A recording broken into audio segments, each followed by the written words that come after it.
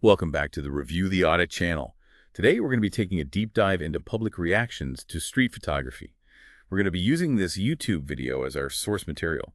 It's called Insane Karens Want Us Arrested for Street Photography. And it's from a channel called Watching the Watchmen. It follows this father and son duo as they're filming in Palm Desert, California. And let me tell you, get ready for a roller coaster of reactions. I think what's so interesting about this video is it's like an accidental social experiment. It really reveals how much people assume when they see someone with a camera. Yeah, right from the beginning, the filmmakers who are on this cross-country road trip, they make it clear they only post on YouTube. Not TikTok, not Facebook, just YouTube.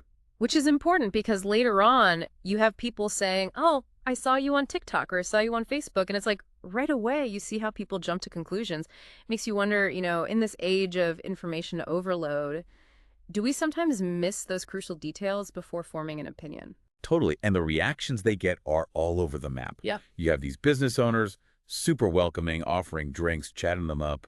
And then you have others who are immediately on the defensive, like accusing them of harassment, illegal filming, the whole 9 yards. And that brings up a good point. What are the actual restrictions on filming in public spaces? Now, generally speaking, in California, you can film in public, but things get a little trickier when you have an expectation of privacy, like, restrooms, changing rooms, places like that. Right, that makes sense. But I think what struck me was how many people just couldn't grasp the why behind the filming. They immediately assumed it was for some malicious purpose or to make money or something. There's this one scene that really stood out. This woman freaks out about her son being filmed, but then literally moments later, another mom is totally cool with it. She even poses for the camera with her son. It's like, what creates these completely opposite responses? That's the big question, isn't it? I think you have to factor in generational differences. Younger folks might be more used to cameras and being filmed. Then you have personal experiences, whether good or bad, with the media. And of course, that whole anxiety around privacy in the digital age. Everyone's walking around with a camera these days, so I get why some people are wary. Yeah, for sure. Speaking of wary, can we talk about the Karens in this video? That stereotype of people who are just looking for a confrontation?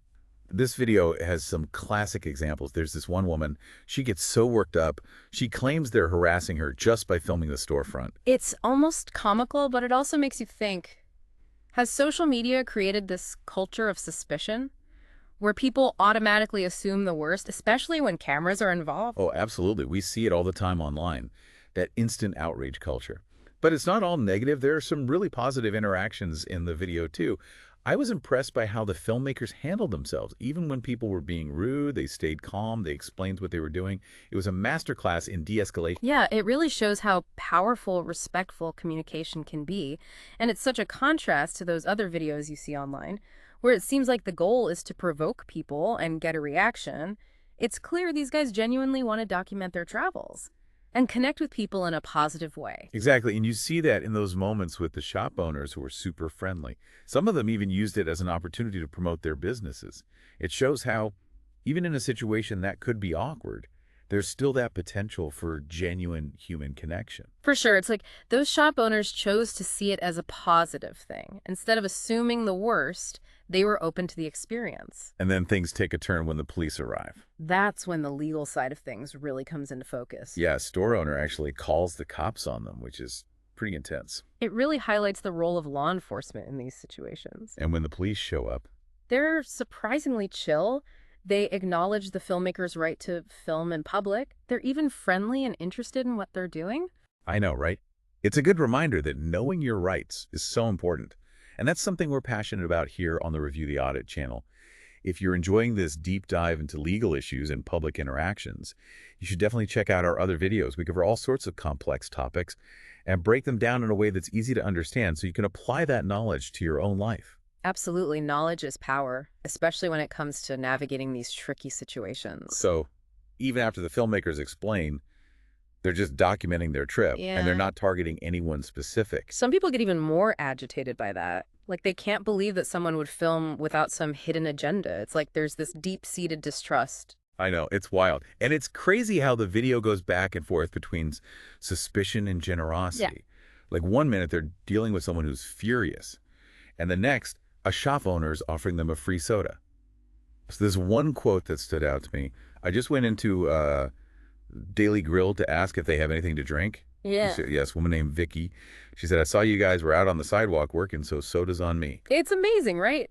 It makes you wonder what makes some people so open and welcoming and others so closed off and suspicious. Yeah, it's like two different worlds colliding. It really is. It's a fascinating look at human nature and how differently we all perceive the world, especially when cameras are involved. It is. And the way this video is shot, it really adds to the whole experience. Right. Their camera rig is pretty unique. It's big. It's unconventional. It definitely draws attention. And I think that plays into some of the reactions they get. It's like it reinforces that idea of the photographer holding power, which can be uncomfortable for people, especially if they don't want to be filmed. It's true. That visual element definitely adds another layer to the whole dynamic. Yeah, it's fascinating. It makes you think about the role of technology and how different cameras and filming styles can influence how people perceive the situation. Absolutely. So we've covered a lot today, from legal rights to social anxieties to the impact of technology, and we're just getting started. We'll be back with part 2 of this deep dive, where we'll explore even more insights from this Watching the Watchmen video about street photography and public perception. Stay tuned. Welcome back. Where were we? Oh man, this video really got me thinking about the ethics of street photography. Yeah. Like, just because something is legal to do doesn't necessarily mean it's the right thing to do, you know? Absolutely. There's a whole ethical dimension to this that's worth exploring. For sure. I mean, the filmmakers, they're just documenting their trip, but they're out there with this big camera rig, and it's clearly affecting the people around them. So it raises the question, is it okay to just film people in public without their consent? It's a tricky question. There's no easy answer. Right? I think it depends on the context. The photographer's intent, the subject matter, how those images are being used, all of that comes into play. Yeah, and in this video, you can tell that the filmmakers aren't trying to exploit anyone. They genuinely seem interested in capturing those everyday moments, you know, the stuff that makes Palm Desert what it is. But still, you see how their presence with that camera makes people react in different ways. It's like they're holding up a mirror to society and reflecting all those anxieties we have about privacy in this digital age. Totally. Yeah. And you see that constant back and forth between those who are confrontational and those who are more open to connection. One minute they're dealing with someone who's furious, and the next they're chatting with a shop owner who's happy to have them film inside. Like that jewelry store owner, remember him? Oh, yeah. Super welcoming, invited them in to see his work. Yeah, he was great. It just shows you, not everyone sees street photography as a negative thing. Some people are totally open to sharing their stories and having those unexpected interactions. And what's impressive is, even when people are negative, the filmmakers never lose their cool. They explain what they're doing. They emphasize respect. It's like a lesson in how to handle those tough situations. I know, it's so different from those other videos you see, where the photographer seems to be trying to provoke people. With these guys, it's clear that they're about authentic interactions, not creating drama for views. Exactly.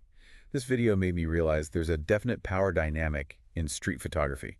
The photographer's the one behind the camera, making the choices about what to capture, how to frame the shot, and that comes with a lot of responsibility. For sure, ethical street photographers understand that. Yeah. They know they have this power, and they use it in a way that respects people's dignity and privacy. It's about approaching street photography with empathy, remembering that the people you're filming, they're real people with their own lives and vulnerabilities. And sometimes that means putting the camera down. There are moments in the video where the filmmakers choose to disengage. You know, they prioritize de-escalation over getting the shot. It shows a certain maturity, recognizing that sometimes the best way to capture the human experience is to just be present in the moment. That's a great point. And it's not always about getting explicit consent, which isn't always practical on the street, you know, but it's about being mindful of people's boundaries and not taking photos that could be harmful or exploitative. It's about finding that balance between documenting public life and respecting individual privacy. It's not always easy, but it's crucial. This video got me thinking, how would I react if someone was filming me on the street? Would I be cool with it, or would I freak out? It's a question we all face these days. Right. With camera phones everywhere, social media. It's true. It really ties into our relationship with technology, how it's blurring the lines between public and private, and what that means for our sense of self. It's a lot to unpack. And if you're finding this as fascinating as we are, and want to learn more about navigating those legal and ethical issues, especially when it comes to your rights, head over to the Review the Audit channel, We have tons of great content there to help you stay informed and empowered. Absolutely. Knowledge is power. And the Review the Audit channel makes those complex topics accessible and engaging. So, beyond the ethics and legal stuff, Hmm. this video is also a fascinating commentary on society as a whole. Totally agree. I mean, you see all those anxieties and insecurities. You're right. That fear of being filmed without consent, the suspicion, the anger. Yeah. It points to this underlying unease that's out there. It's like the camera acts as a trigger, bringing all those fears and anxieties to the surface. And it's interesting how their choice of technology plays into that Yeah. big, unconventional camera rig. It almost symbolizes Big Brother watching you, that sense of being constantly observed. Right, and then there's the fact that they're filming for YouTube, Yeah. which adds this whole layer of commodifying experiences. Makes you wonder, are we all just performing for an online audience now? Where's the line between private life and public consumption? It's a blur, for sure. That's a lot to think about. This video goes way beyond street photography. It's a reflection of our times, Yeah. touching on all those tensions around technology, privacy, and public space. Okay, mind officially blown. Right. We've covered so much ground already. All right. From legal rights to ethical dilemmas to the anxieties of the digital age. But there's still more to explore. Stay tuned for part 3, where we'll dive even deeper into the visual aspects of the video and those fascinating encounters with the police. It's going to be good. So we've talked about the ethics, the legalities, the social anxieties around street photography.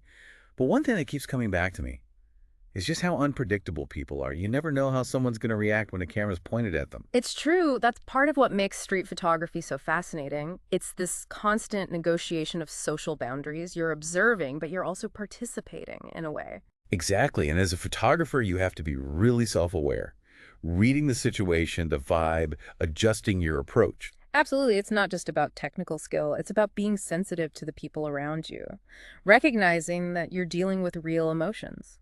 What I thought these filmmakers did really well was how they de-escalated those tense situations. Yeah.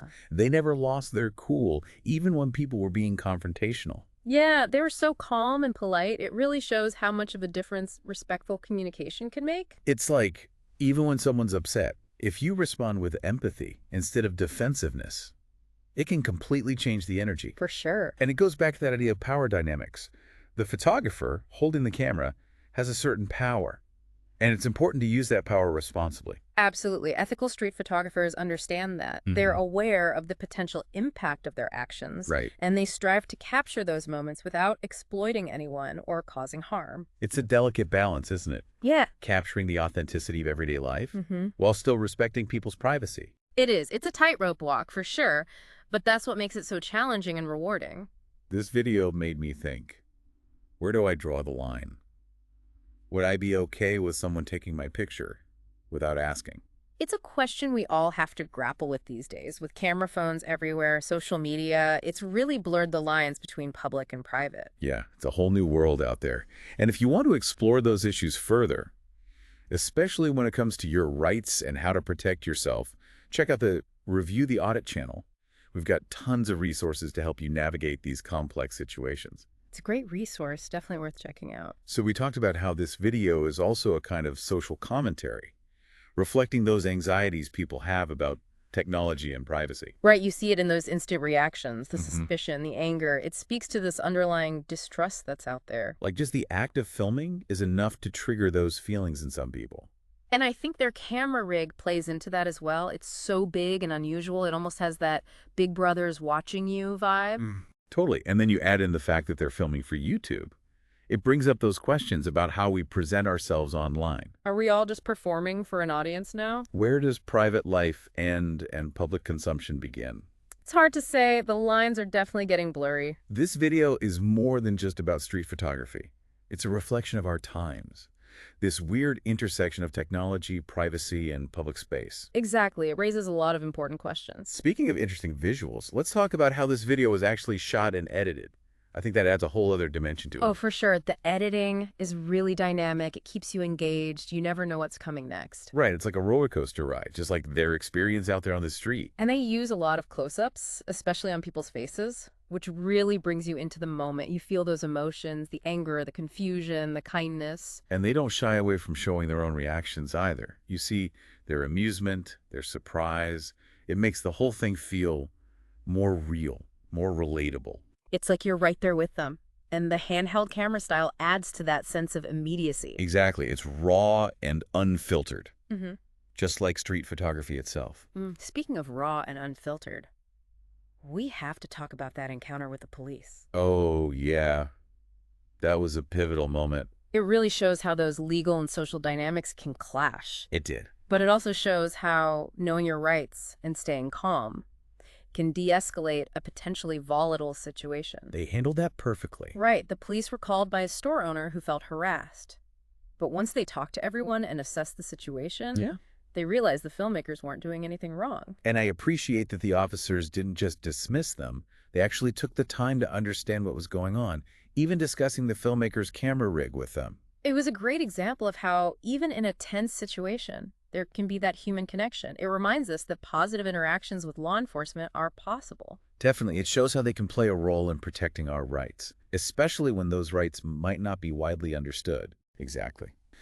So we've come to the end of our deep dive into watching The Watchmen and the world of street photography. It's been quite a journey. We've covered so much ground: legal issues, ethical dilemmas, social anxieties, the visual language of filmmaking. And if you're leaving this deep dive with more questions than answers, that's a good thing. It means you're thinking critically about these complex issues. Exactly. And if you're looking to explore these topics further, especially when it comes to your rights and how to protect yourself, check out the Review the Audit channel. We have tons of resources to help you navigate this crazy world. It's a fantastic resource. I highly recommend it. This has been an awesome conversation. Thanks for joining us on this deep dive into street photography and public perception. It's been a pleasure. Don't forget to subscribe to the Review the Audit channel for more insightful deep dives into real-world events. Thanks for listening.